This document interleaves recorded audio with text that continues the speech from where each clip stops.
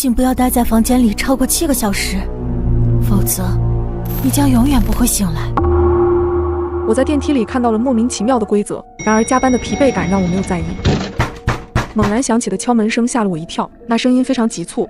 我走到门口查看，才发现是隔壁有人在敲门。原本紧张的我也松了口气。正当我准备进屋的时候，身后响起了沙沙的声音。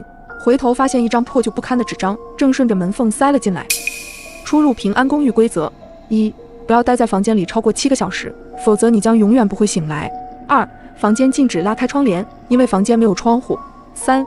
如果你发现房间内的水龙头没有损坏，请及时联系楼管，他知道该怎么做。4. 楼管查房时不会敲门，如果有人敲门，千万不要发出声音，因为他不是人。这个规则有什么用？我感到非常的疑惑，正想将纸张丢下，可手上突然传来了黏糊糊的触感。我的心突然一慌，紧张地翻开了纸张，背面沾满了血渍。是时候让你知道真相了，在这些房子里住的都是病人，千万不要相信楼管的话，听我的赶紧跑。因为看着没有写完的句子，我一时之间有些慌乱，这张纸是谁塞进来的？可手中纸条上的血渍仿佛说明了一切，冷汗顺着我的额头流下。快出来，别在房间里了，这些房间都有问题。突然我的房门被敲响，敲门声越来越急促，眼看门板已经有些变形，难道隔壁的人已经遇害？现在轮到我了。你是谁啊？你再敲门我就报警了。突然间门外的声音戛然而止，我蹑手蹑脚地走到门口的猫眼上查看情况，却发现什么都没有。这又是谁在搞恶作剧？可不知道为什么，我感觉脚下一阵冷风吹过，我低头却发现一团雾气顺着门缝飘进了房间，雾气一碰到我就附着在我的身上，紧紧地缠绕在我的脖子上。一瞬间我感觉喘不上气，身上也使不出一点力气。看着墙上的钟表已然超过了7个小时，这个规则果然是真的。然后呢？面前的医生冷眼听着我讲述的故事，颈部现在还传来阵阵的灼烧感。那个梦境无比的真实。医生眯着眼跟我说道：听我的，那个地方不要再住了，你住的那是所谓的串串房，你身上的症状也都是因为甲醛中毒产生的，因为大脑缺氧，外加上工作压力大，才导致你出现做梦的情况。现在的年轻人啊，就是既想住的便宜，又想装修好看，有些黑心商人呢，就是抓住了你们的想法。听着医生的劝告，我了解了自身的情况。可梦里那些奇奇怪怪的规则又是什么情况？甲醛溶于水，而且甲醛遇热见光都会挥发，一般人在甲醛房间超过一定时间都会有损伤。明知道有问题，为什么还要租给别人呀？他们这么做不就是草菅人命吗？我正被困在地铁里，眼睁睁看着肮脏的雨水从舱门渗进来，耳边充斥着绝望的尖叫声，水势蔓延的比想象中要快，而我眼中满是惊恐。公司小群里又活跃了起来。哎，你们听说今天会有大雨吗？啊，真的吗？我没带伞。SB 老板晚上不会又要我们临时开会吧？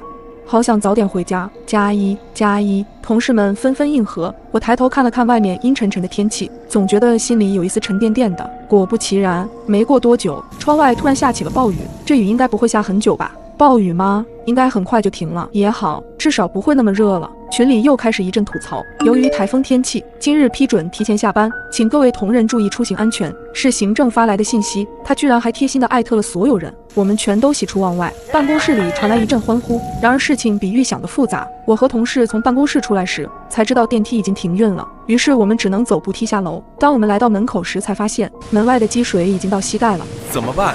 我们硬着头皮过去吧。身旁的男同事说着，便一脚踏了进去。我望着眼前的积水，将一只脚踏了进去，一阵冰凉的触感袭来。我皱了皱眉，还是把脚缩了回来，因为我今天穿的是短裤，浑浊的积水不免让我有些害怕。最终我放弃了，选择暂时留在大楼里，静观其变，在心里默默祈祷着这场暴雨快点过去。然而我独自等待了1个多小时，也没能如愿，暴雨仍在继续。我回头看了看漆黑的大楼，整栋大楼现在已经断电了，要我一个人在大楼里面待着，想想都害怕。于是我别无选择，只能硬着头皮一脚踏进了淹没小腿的雨水中，艰难地往地铁站走着。我小心翼翼的，生怕一脚踩空，直到看到了地铁站的指示灯，这才终于松了口气。因为地铁站还在正常运行，就在地铁进站的那一刻，我把它当做了希望的列车。随着地铁门关闭，我的心也跟着放松下来。车内的人并不多，大家都浑身湿漉漉的，拿着雨伞，低头还在刷着手机。我随即找到角落的位置坐了下来。然而就在前往下一站的途中，地铁忽然间停了下来，不久车厢里便响起了广播：尊敬的乘客，车体出现轻微故障，正在排查，请各位乘客不要要惊慌。但没过多久，我听到一声惊呼：我操！车厢里怎么进水了？顺着声音来源看去，我就看到有细小的水流正通过地铁渗进车厢，还好水量不太大，但我的心里依然很慌，怎么办？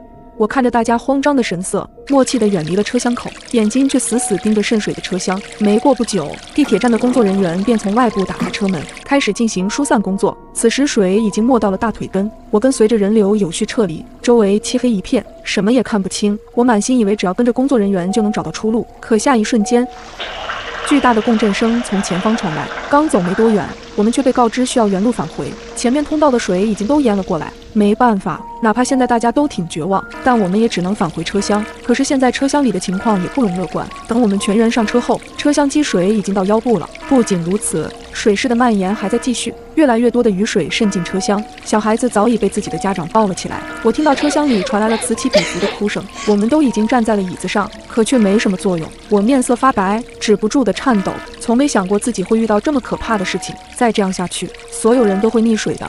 突然，不远处传来一声惊呼：有人晕倒了！我正被困在地铁里，眼睁睁看着肮脏的雨水从舱门渗进来，耳边充斥着绝望的尖叫声，水势蔓延的比想象中还要快。有人晕倒了！顺着声音看去，一个瘦小的女孩正艰难地拽着身旁的老人，尽她所能地把老人的口鼻露出水面。旁边人见状，赶忙也游了过去。水依旧在蔓延，当水漫到胸口时，大家都开始慌了。此刻我终于意识到，原来最恐怖的不是水慢慢高涨的那种无力感，而是车厢里的空气越来越少，好多人都出现了呼吸困难的症状。突然，耳边传来一阵呼喊声：“快砸窗！”话音刚落，周围纷纷出声：“不能砸呀！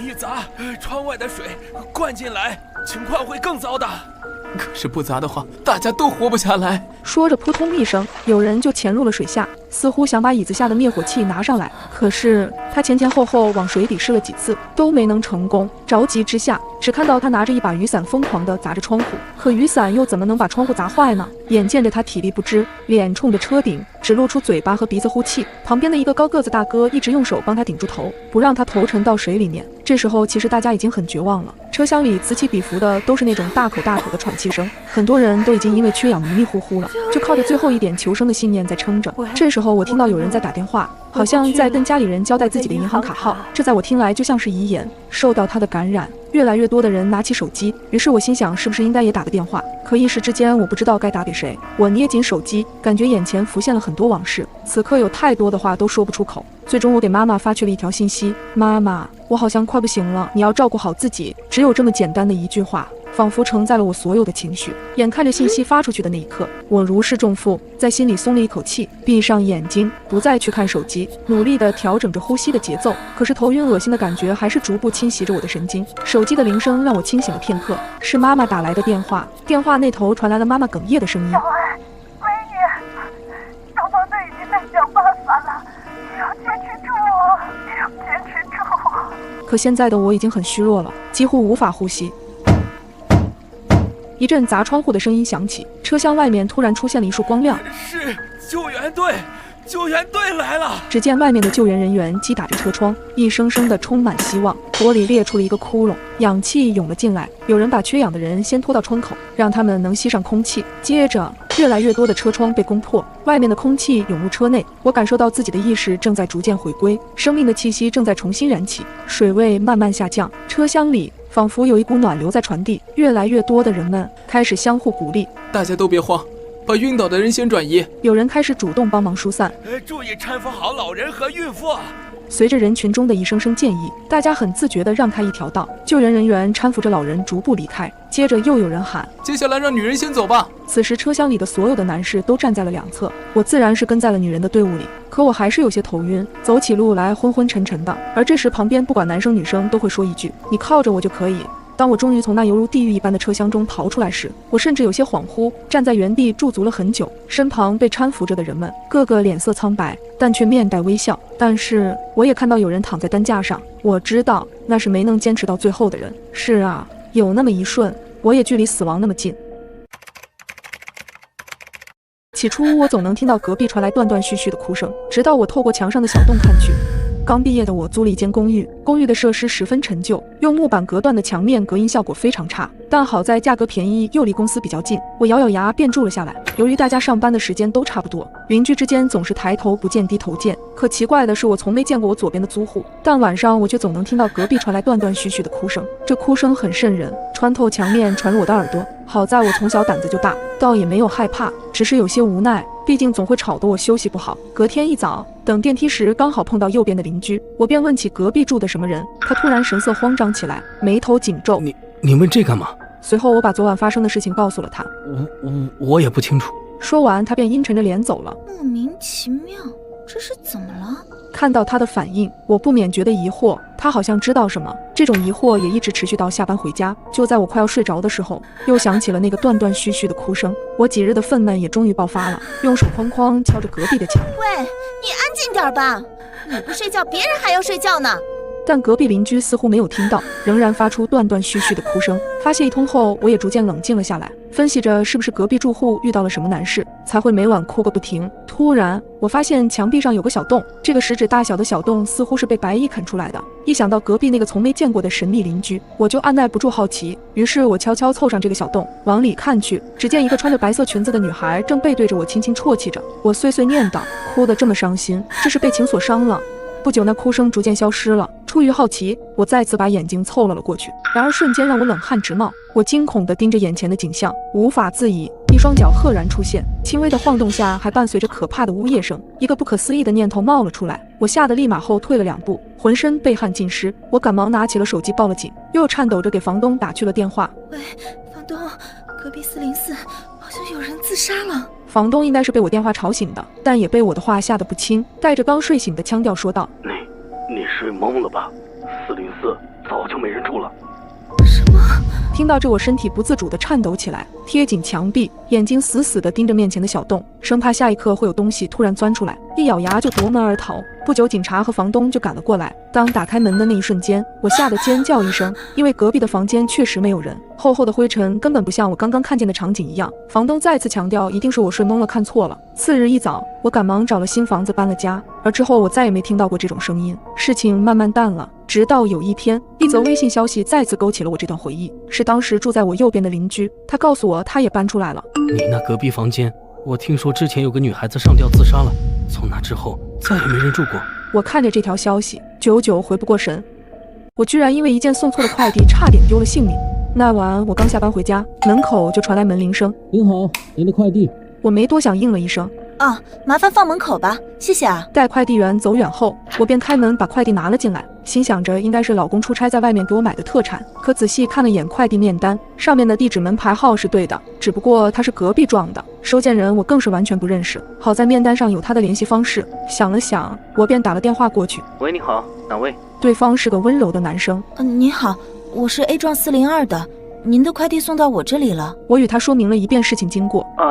这应该是快递员粗心搞错了吧，给你添麻烦了。你看这样行不行？你就放在门口，我晚点去拿。我便直接应了下来，把快递放回了门口。隔天一早，我发现快递果然被取走了，以为这件事就这么过去了，却没想到这一切只是个开始。之后没过几天，门口又出现一个快递。这怎么又是隔壁楼的快递啊？这快递员怎么回事啊？我虽然有些生气，但还是决定打电话给邻居。又送错了，真不好意思，你方便帮我放到门岗吗？我看了一眼眼前的快递，这次的快递是一个比较大的箱子，看上去有点重量。他似乎感觉到了我的犹豫。家里有男人吗？这个快递有些重，你一个人应该搬不动吧？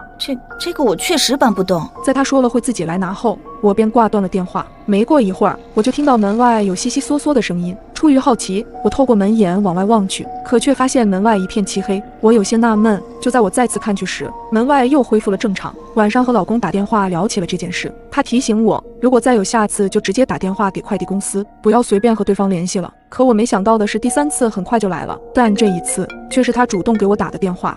你好，你是叫于小莫吧？你有快递被送到我家了，你方便来拿吗？听完他的话，我有些尴尬。真不好意思啊，你方便帮我放在门岗吗？好吧。我微笑着向他道谢。取回来后看到确实是老公前些日子买的咖啡机到了。然而这件事之后又过了几天，我再次收到了一份寄错的快递。原本我想打给快递公司的，却没想到邻居的电话直接打了过来。实在是不好意思，我是不是有份快递寄到你那里了？他的语气有些着急。哦，对，是有一份你的快递在我这儿，要不我还放门口，晚上你来取。不，这份快递非常重要，你放在门口我怕丢了。要不这样，你把它拿回家，晚上下班后8点左右我去你家取，到时候你再放在门口。对方的态度诚恳，我想了想也不好拒绝。行吧，那我先把它拿回家吧。中途我还给老公打了个电话，听说别人要来我家取快递，他让我一定要记得把快递提前放门口。如果快的话，我晚上也能到家了。我点头应道。眼看着已经到了晚上，只不过时间还没到8点，门外就有了动静。一阵门铃声响起，我吓了一跳，刚准备询问时，对方先开口了：你好，我是你的邻居，我是来取快递的，今天下班早了些。听到是他的声音，我心里却平静了不少，想着人家特地来取快递，我不开门好像也不合适，便拿起那份快递走到了门口。开门之前我犹豫了一下，把门轻轻地拉开一条缝，突然一只手伸了进来，我脑子嗡了一下，意识到不对，紧紧地拉住门把手，一张脸瞬间出现在我眼前，他长相凶恶丑陋，面目狰狞可怕。此时我害怕极了，连大气都不敢出。你干嘛？你是谁呀？我壮着胆子喊道，他却对我毫不理睬，只是慢慢拉大了门缝。你到底想干什么？我的力气根本抵不上人家，只能冲着屋内大喊：老公，家里接人了，老公！别费力气了，你家里没男人。他一脸邪笑地看着我，我最终还是没挣脱过他，眼睁睁看着他闯了进来。我看到他手里拿着尖刀，刚准备关上身后的门，这时门又被外面的人用力地拽开了。是老公，他回来了。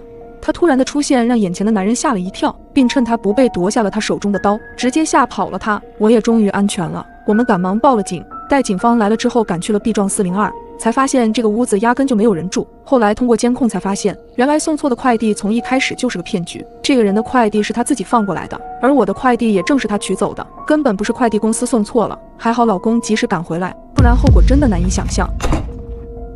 别出去，楼道里有杀人狂！501业主突然在群里发了条消息，群里一下炸了锅，而我也确实听到楼道内传来一阵嘈杂的声音。不是你大晚上的这么吓人好吗？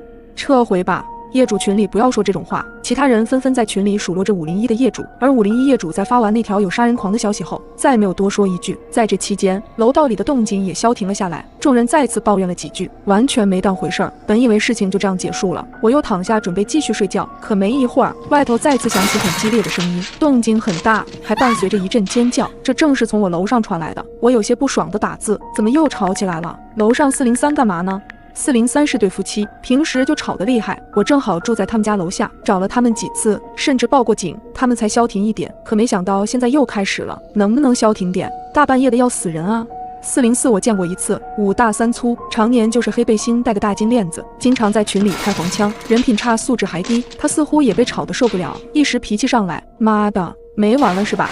你给我等着，我住你隔壁，我这就过去。对。大哥，你去教训一下他，大晚上的吵什么呢？但402却赶紧劝说，千万别冲动，他可能没看手机，你好好跟他沟通一下，抽他2嘴巴子，他就长记性了。404说完这话，快被大家忘记的501再次开口了：别出去，别出去，楼道里有杀人狂，他会杀了你的。501在群里疯狂的挨404业主，我们这儿是回迁房，一共也没住几户人家，但隔音巨差，楼道里有点什么动静，隔着楼层都能听得一清二楚。在501再一次发出警告后，群里有不少人都出来埋怨他，你能不能适可而止，一直说好玩吗？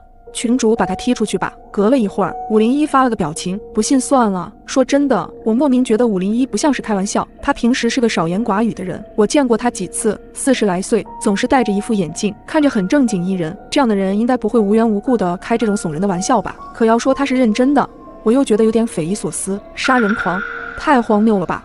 跟我一样感觉不对劲的还有302的小杨姐，404大哥，要不你先别出去了，听听501怎么说。404没有说话。大哥，你还在吗？我感觉不太对，在群里拍了拍404，还是没有回应。手机嗡的响了一声，低头一看，是小杨姐私聊了我。小爱，我觉着不对，你刚听到了吧？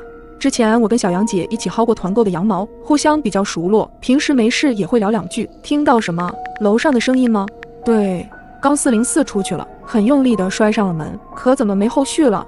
他的话一下子提醒了我，的确，我刚刚明明听到楼上砰的一声，应该是404摔门而出，很快就归于平静了，再没有任何的声音传来。小杨姐继续发来消息，404那个大哥就住403隔壁，他要找403麻烦，几步就走到门口了，可他连403的门都没敲，就没动静了。我皱了皱眉，我们这儿隔音这么差，要是404敲门的话，我肯定能听到，是不是403的门本来就开着，所以404没敲门？那也应该有说话的声音吧。我们这栋楼上咳嗽一声，我都能听得一清二楚。404去找403理论，怎么会没有声音？在我印象里，404是个盲流，而且从群里的消息来看，他忍403也不是1天2天了。可我不愿过多往坏处想，试图找个理由，是不是他觉得不太合适，也不想发生争执。冷静了一下，又回去了。也有可能是看到了501说外面有什么杀人狂，所以打消念头了。就算这样，那404半路折回去，也得有开门的声音吧？小杨姐的话让我再次拧起眉头。是啊，应该有开门声音的，不然怎么进屋？不能真有杀人狂吧？404刚出门就被杀了，我一时不知该怎么回他。小杨姐突然激动起来，或者403就是杀人狂，404刚走到403门口就被他一刀捅死了，也有可能是杀人狂先杀了403，藏在他的家里，404正好找上门，没这么恐怖吧？要不先报警，要不我让我老公出去看看。我俩几乎同时发出一条消息，刚要劝小杨姐不要冲动，可没想到后面发生的事情让我一下子心凉到了冰点。别出去，楼道里有杀人狂，他会杀了你的。501在群里疯狂艾404业主，紧接着楼上砰的一声，应该是404摔门而出了，但已经过了好一会儿了，依然没有听到任何动静。群里有不少人都在问他什么情况，404你还在吗？说句话呀，别吓我，不是真有杀人狂吧？402你能不能过去看看？你怎么不去？你离403近啊，去看看怎么了？那么多离得近的，401还离得近呢，你怎么不让他去？再说了，楼上楼下有多远？你上来看个也行吗？我真无语，你一个大男人不出去看，让我一个小姑娘去，眼看要吵起来，301突然站了出来，别纠结这个了，你们谁有404电话，给他打一个。群里沉默了半晌，我有，我打一个吧。所有人都静静地等着503打电话，可下一刻，一阵悠扬干涩的电话铃声竟在我这一层响起，而且就在我的门外。我怎么听到楼道外面有手机响呢？你们听到了吗？302-303，我紧张地看着门口的方向，好像是从303你那个方向传来的。这个时候，301突然在群里单独艾特了我，我看到了，404就在你门口，我从猫眼里看到他就站在你的门口，你千万别出去。我立刻从椅子上弹起，悄悄打开了卧室门，望向了漆黑的大门口。外面的手机铃声很快停了，503也在群里发了条消息，404没接电话，怎么回事啊？3楼楼道里有人站着，到底是谁呀？我一个人在家，我真的怕，为什么没人报警？我报了，警察让我们待在家里，他们马上派人过来，大概40分钟。少言寡语的501冷不丁冲着202来了一句@202，快了，快轮到你了。你别吓我，轮到我什么？501又不说话了。501，你是不是知道什么？你说啊。501仍旧沉默。我吓了一个激灵，有人在外面摁我的门铃。小杨姐消息再次发来，是不是杀人犯在摁你的门铃？别出去，千万别出去，他一定是杀了403，现在又要杀你。我没时间细想，因为门铃声越来越急促，甚至伴随着用力的敲门声，群里已经慌成了一片，砰砰砰的砸门声，楼上楼下都能听得一清二楚。301在群里一直问，门外的是404吗？404，你说话，到底是谁在3楼？说呀，谁在外面？小杨姐在群里警告大家，别出去，都别出去。501说的没错，外面可能真的有杀人狂。我跑回房间拿了把水果刀，小心地走向了大门口。敲门声这时也停了，我硬着头皮从猫眼往外看去，什么也看不到，只有一片黑色，根本没有人。我拿起手机给301的私发了一条消息，外面怎么没人？不可能，你没看到吗？他就站在你门口，他在看你，他在看着你。我一下子心凉到了冰点，我知道为什么从猫眼看出去是漆黑一片了，因为此刻有人正贴在门上，瞪大眼睛死死地盯着我。我看到的是他的眼睛，猫眼是单向的，可我总觉得他能看到我。意识到这点，我立马找了张纸，把猫眼给糊了起来。一想到他在门外，我的心里涌起极度的不安。群里的消息一蹦一蹦的，你们说话呀，你们怎么不说话？我怕外面发生什么事情了。501，你到底看到什么了？你说出来，大家都是邻居，你别害我们。404，你还在不在？说句话呀你，大家都等着呢。就在所有人都焦急万分的时候，404终于说话了。不好意思，刚才403喝多了，所以有点吵。我跟他沟通了一下，他睡下了，没什么杀人狂，外面很安全。让大家担心了，抱歉，现在才看到消息，实在不好意思，大家睡吧，晚安。他说完，我紧绷的神经稍稍松了一些，没事就好。许是因为这出闹剧实在是有点吓人，群里好多人都没有再搭腔，连一直说有杀人狂的501都没人再指责了。我望着被报纸糊起来的猫眼，403喝多了，404也没事，那301呢？他为什么要说有杀人狂？我门口站着的又是谁？难道是301恶作剧？我打开对话框，有些生气的给301发消息，下次别玩这种恶作剧了，我差点让你吓死，一点都不好笑。301很快回复，我没有恶作剧，你相信我。与此同时，一条小杨姐的消息也发了过来，小爱，我感觉404的可能已经死了，拿他手机发消息的人不是404，是那个杀人狂。你搭车时遇到最可怕的事是什么呢？劫后余生的我，现在想起还是惶惶不安。写完手上最后的 PPT， 我打着哈欠离开了办公楼。爸爸早已经等候在门口，疲惫地上了爸爸的出租车。困意渐渐向我袭来，我闭上眼睛打盹，猛地一个急刹车，我吓了一激灵。突然间，车窗外出现一个黑影，整个人几乎贴在玻璃上。车灯下的他戴着黑色的口罩和一副眼镜，五官被挡住了大半。哎呀，你这人怎么回事啊？突然跳出来拦车，把你撞到怎么办？爸爸生气地质问男人。不好意思，我朋友喝多了，我想送他回家，可惜这里不好打车。大哥，你能不能捎我们一程？太晚了，车打烊了。我对男人说，男人此时才留意到副驾上的我，两束冷冷的目光射向我，我被他看得有些发毛，不自觉地挪了挪身子，把眼神转向另一边。大哥，行好吧，我多加钱行吗？给你3倍车费。男人冲着爸爸不停作揖。那行吧，你赶紧把他扶上来。爸爸妥协地说。下一秒，男人打开后车门，然后快步走到路边的大树旁，费力地从树后抱出一名瘦高的男人。爸爸见他有些吃力，下车准备帮忙。我一个人就行，我朋友不喜欢外人碰他。我留意到男人怀里的朋友脑袋低垂着，手也是无力地垂了下去，一副完全没有意识的模样。这是把酒当水喝了吧？我爸在旁边说着。男人先是把朋友塞进后座，紧接着也钻了进来。朋友身子向前倾斜，险些跌倒。我本能的伸手想要去扶他，却被男人用力把手拍开。不需要。男人阴沉地警告我，我的手背瞬间火辣辣的疼，怒气嗖地冒了出来，咬牙切齿地说：不识好歹。男人并没有搭理我，只是死死压着朋友。我偷瞟了朋友几眼，他脸色发白，双眼紧闭，从始至终没发出任何声音。车子一路前行，走出一段距离后，我的脑袋轰的一下，额头渗出冷汗。车窗明明是关着的，可车里没有一丝酒精的味道。这个朋友从上车到现在一动不动，甚至连呼吸声都没有。他不会是死了吧？这个念头把我自己吓了一跳。我再次把目光投向男人的朋友，他依旧头低垂着，眼皮动也不动。男人似乎感受到了我打量的目光，猛地看向我。我心虚地吞了吞口水。男人挑了挑眉毛，解释道：我这朋友酒量不好，喝醉了睡得就像死猪一样。我透过后视镜望去，那人的口鼻一直扎在男人的肩膀上，难道不怕窒息吗？就在我疑惑间，一只野猫莫名从路边窜了出来，爸爸直接来了一脚急刹车。我的旁边突然窜出一个人影，是后座的那个朋友。爸爸的所有注意力都在那只野猫上，不高兴地咒骂了几句，而我却清晰地看到朋友的嘴角里有血淌出来，惨白的脸上没有一丝表情。男人将朋友扯了起来，我的脸瞬间煞白，这个朋友竟然没有呼吸。我现在100%确认他是一具尸体，恐惧让我的心脏快要跳了出来。我该怎么办？装作视而不见，还是想办法报警？我小心翼翼地将手机摸了出来。你想干什么？一道阴狠的声音在我耳边响起，我的手机直接被夺走了。你知道了对吧？男人眼神看向那具尸体。什么？我下意识地否认。不用跟我装傻。男人突然掏出一把匕首，直接抵住了我的喉咙，我吓得浑身颤抖，连大气都不敢喘。旁边的爸爸已经停下了车。别伤害我女儿，什么条件我都答应你。爸爸紧张地开口。要想让她活命很简单，不许使其他任何花招，把车往郊区开。爸爸点了点头，再次启动车子。期间爸爸也在找各种话题聊着天，想着缓解下凶手的戒备。被匕首指着脖子的我感觉糟透了，我的眼泪自始至终没有停过，身体抖成了筛子，却不敢发出一点声音，生怕惹毛了男人。行驶的路越来越偏僻，我的心狠狠地揪成一团，期盼着能有人来救救我们。不远处路口突然出现了一道道强烈的光束，是几个交警站在光里，手里还拿着红色的棒子，应该是查酒驾的。我的心霎时平静了不少。男人看到这一幕，瞬间慌乱不已，嚷着让我爸停车，推开车门落荒而逃。我和爸爸劫后余生，许久都缓不过神来，直到警察找我们录口供时，我的大脑依旧一片空白。男人很快被捉拿归案。据他描述，男人失手将朋友打死，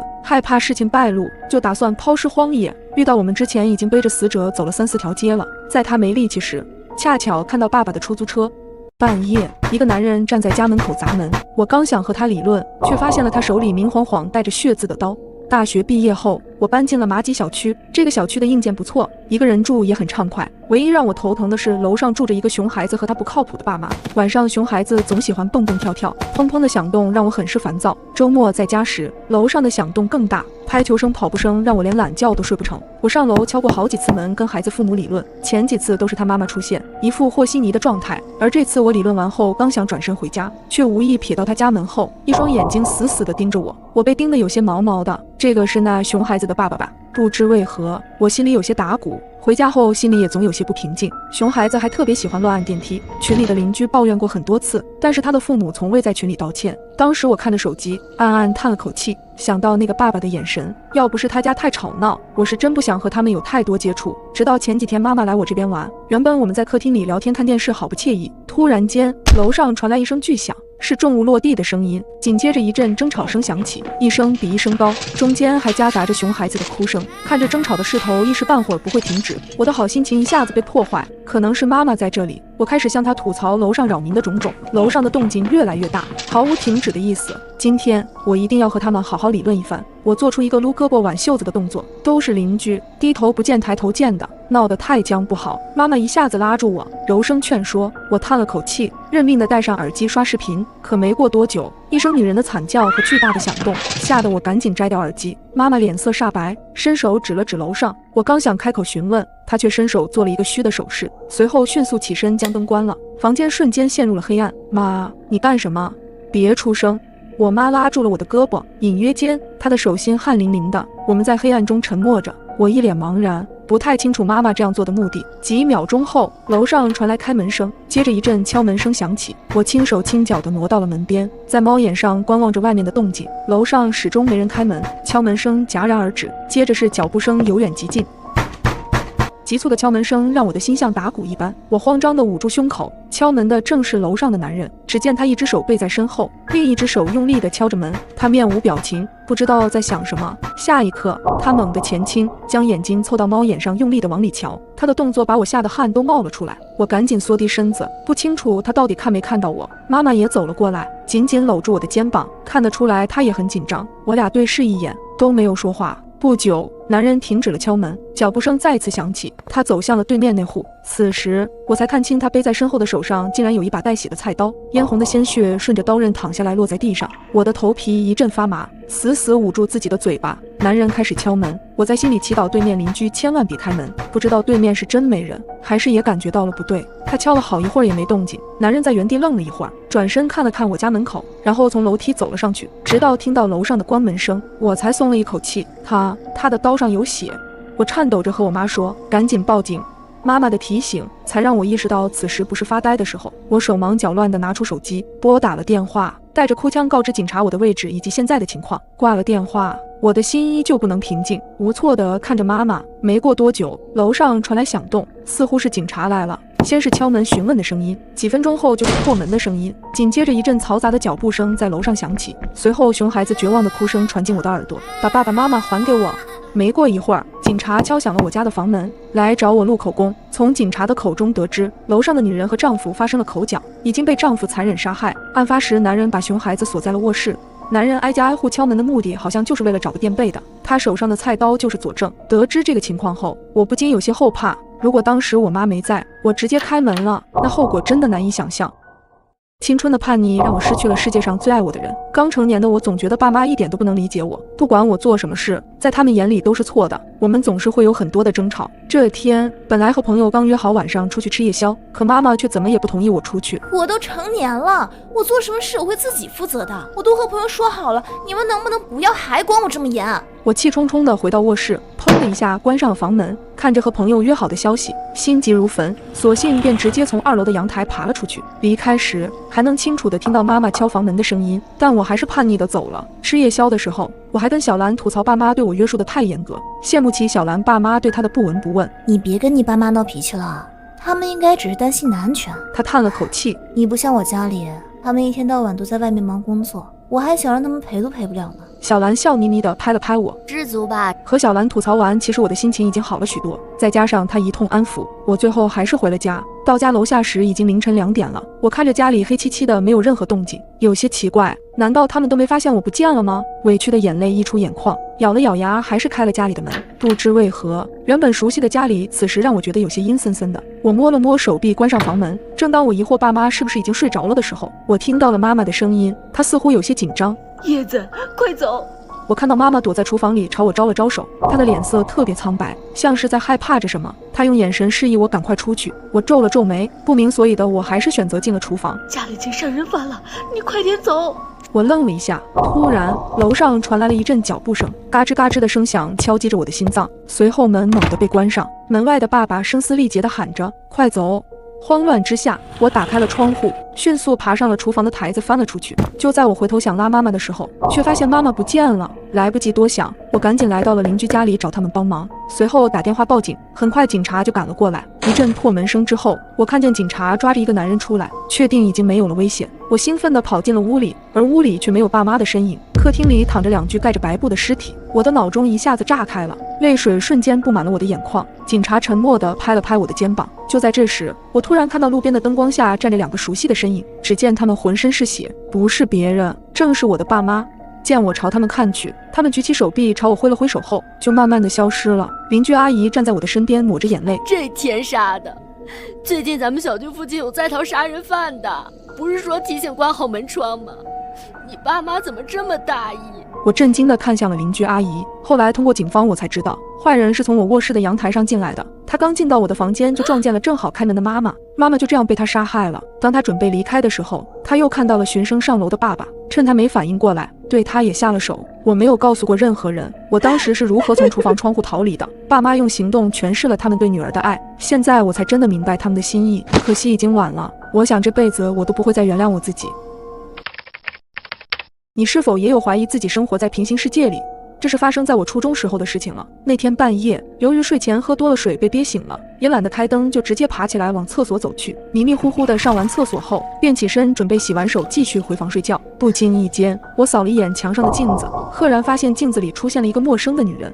我僵硬地看向背后，可是我的身后并没有人。我再次转过头，镜子里的女人还在，她依旧在看着我。顿时，我汗毛都竖了起来，尖叫着跑回卧室，用被子将整个人盖住，躲在里面瑟瑟发抖。妈妈匆忙地跑了进来，我泪流满面地描述了刚才发生的事情。妈妈的脸色有些难看，紧张地打开了灯，查找了房子里的所有角落，并没有发现任何异常。在妈妈的安抚下，我再次睡着了。第二天，心有余悸的我跟妈妈谈起了这件事。我依稀记得妈妈告诉我说，是我睡觉睡懵，或者是做梦了。我摸了摸脑袋，半信半疑。后面很长一段时间，夜里睡觉时，我都会开着电灯，上厕所时也不敢看镜子。好在那个女人再也没有出现过。渐渐的，我遗忘了这件事，事情就这样过去了很多年。我今年30了，前几天半夜我又突然醒了，起床去上厕所。按照惯例，我站在洗漱台前洗了洗手，突然我竟然清晰地想起了小时候的那件事。抬眼往镜子看去，瞬间惊出一身冷汗。镜子里清晰地倒影出我自己的模样，而镜子里的我竟然就是我小时候看见的那个陌生的女人，连惊恐的感觉都一模一样。半夜，女儿好奇地拨打了网上说的恐怖电话，结果竟然打通了。我睡得5迷3道的，被丫丫一声尖叫吵醒了。我看了一下时间，凌晨2点半。我光着脚赶忙跑进她的房间，丫丫瑟缩的蜷在角落里，满头大汗，一脸惊恐的看着床上的电话手表。我冲过去抱住了她，丫丫怯怯的看着我，妈妈，我怕。我以为丫丫是做噩梦了，轻轻抱着她放在被子里，拍着她说，不怕不怕啊，妈妈保护你。看着丫丫熟睡的脸庞，我的心里有种莫名的不安。